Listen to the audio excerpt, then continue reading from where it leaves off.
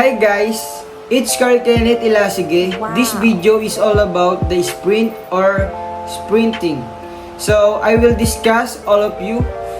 Just as a quick recap, there's the acceleration pace and the maintenance pace of running. Sa yugto ng acceleration, the goal is to lean forward as much as possible to maximize the horizontal force vector.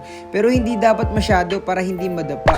Kapag nabot mo na ang max velocity and maintenance pace where your body straightens out, dito ang paa natin sa ilalim ng center of mass so that you are applying a braking force in front of you when your foot lands.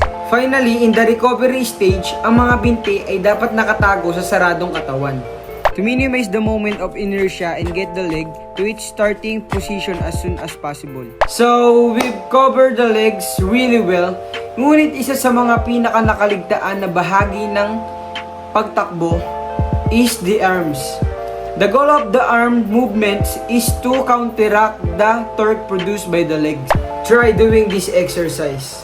Keep one leg planted at gawin ng isang tumatakbong galaw sa kabilang binti. Look at my shoulders. They rotate in the opposite direction to the legs to balance out the torque. Now, if we across the midline with your legs, you'll notice the arms will also start to across the midline, and if we cross the midline with the arms, the legs will follow. This goes for running too, if your arms cross the midline while running. Ang mga binti ay may posibilidad na tumawid sa midline at itulak sa lupa sa isang anggulo. As you can imagine, this isn't a very biomechanically favorable way of running dahil marami ang nasasayang na energy sa patagilid na paggalaw. In other words, kung patuloy ang paggalaw ng ating braso sa isang tuwid na linya, the legs will follow. So as we can see, the arms will follow the pace of the legs, but the opposite is also true, in that the legs will follow the pace of the arms.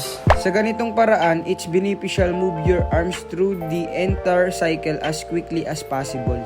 One way to do this is to develop the fast twitch muscle fibers around the shoulders by training them. Nangangahulugan ito ng maraming pasabog na ehersisyo na may mataas na repetitions. The other way is to keep the elbow at 90 degrees at all the time. There's a natural tendency to extend the elbows at the end of the swing because of centrifugal forces, ngunit kasamang palad ito ay bumagal. Tulad ng kung paano natin pinapanatili ang ating mga binti sa panahon ng recovery phase of running.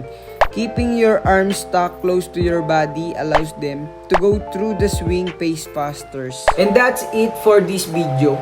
Thank you all of you and God bless us.